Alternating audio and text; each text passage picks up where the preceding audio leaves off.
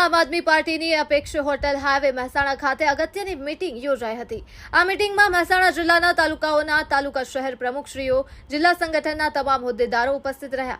પ્રદેશ મહામંત્રી સાગરભાઈ રબારી, મહેસાણા જિલ્લા પ્રમુખ જયદેવસિંહ ચાવડા દ્વારા જણાવ્યું કે આવનારી કડી વિધાનસભાની પેટા ચૂંટણી બાબતે અગત્યની ચર્ચા કરવામાં આવી। જિલ્લા સંગઠન એક્ટિવ કરવા માટે સંગઠનમાં ફેરફારો કરવા, વિધાનસભા વાઇઝ પ્રભારી, સહપ્રભારીની નિમણૂક કરવા બાબત ગુજરાત રાજ્ય આમ આદમી પાર્ટીના નવા નિમાયેલા પ્રભારી સાથે બેઠકનું આયોજન કરવા બાબતે ચર્ચા વિચારણા કરવામાં આવી હતી। રિપોર્ટર કનકસિંહ રાજપૂત, મહેસાણા। આમ આદમી પાર્ટીએ 4 અલગ અલગ મુદ્દાઓ ઉપર કડી વિધાનસભા, વિસાવદર વિધાનસભા ચૂંટણીલક્ષી જે કાર્યક્રમો આપવાના છે, તેમજ જાહેર જનતાને જે તકલીફો થઈ રહી છે, વેપારીઓને જે તકલીફો થઈ રહી છે, આ તમામ પ્રશ્નો ઉઠાવવા માટે એક મિટિંગ કરેલું છે, જેના અંદર લોકો માટે કેવી રીતે પ્રશ્નો ઉઠાવી શકાય અને કડી વિધાનસભા અને વિસાવદર વિધાનસભા કેવી રીતે જીતી શકાય એના માટે આપણે નિર્ણયો લેવાના છે।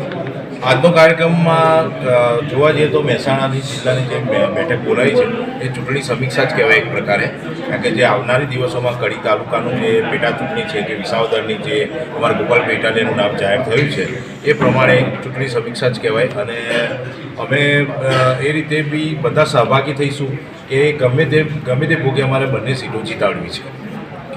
અત્યારે સંગઠનના વિસ્તારના ભાગરૂપે અને આગામી વિસાવદર અને કડીની વિધાનસભાની જે પેટા ચૂંટણીઓ આવી રહી છે એના સંગઠનની તૈયારી માટે આજે મહેસાણા જિલ્લાની મિટિંગ હતી અને બધા જ કાર્યકર્તાઓ સાથે કડી વિધાનસભા બાબતે ઉપરાંત વિસાવદર વિધાનસભામાં પોતે કાર્યકર્તાઓ શું યોગદાન આપી શકે એમ છે એની વ્યવસ્થા વિચારવા માટેની આજે આ બેઠક હતી।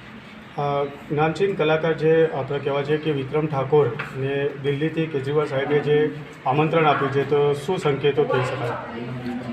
આમ આદમી પાર્ટી નવા વિચારોની, નવા લોકોની વ્યવસ્થા અને સમાજમાં પરિવર્તન માટે કામ કરતી પાર્ટી છે અને વિક્રમભાઈ ઠાકોરે જે રીતે સરકાર દ્વારા કલાની અવગણના થઈ એની સામે અવાજ ઉઠાવ્યો એ પોતે જ બતાવે છે કે એમનામાં આમ આદમી પાર્ટી સાથે મળતા વિચારો છે। અન્યાયની સામે અવાજ ઉઠાવે એવા તમામ લોકોનું આમ આદમી પાર્ટીમાં સ્વાગત છે અને એના ભાગરૂપે જ અરવિંદજીએ એમની સાથે ફોન પર વાત કરી છે અને આગામી દિવસોમાં મિટિંગ પણ ગોઠવાશે। કડી વિધાનસભાની તૈયારી ભાગરૂપે શું કહેવું છે? પેટા ચૂંટણીઓ જેટલી આવે એ બધી જ આગામી મહાનગરપાલિકાઓની ચૂંટણીઓ, આ બધી જ ચૂંટણીઓ આમ આદમી પાર્ટી એક રાજકીય પક્ષ તરીકે ગુજરાતમાં પૂરી તાકાતથી લડવાની છે અને જેમ જેમ દિવસો જાય છે એમ ગુજરાતની જનતામાં એક ઉકળતા ચરુ જેવી સ્થિતિ છે।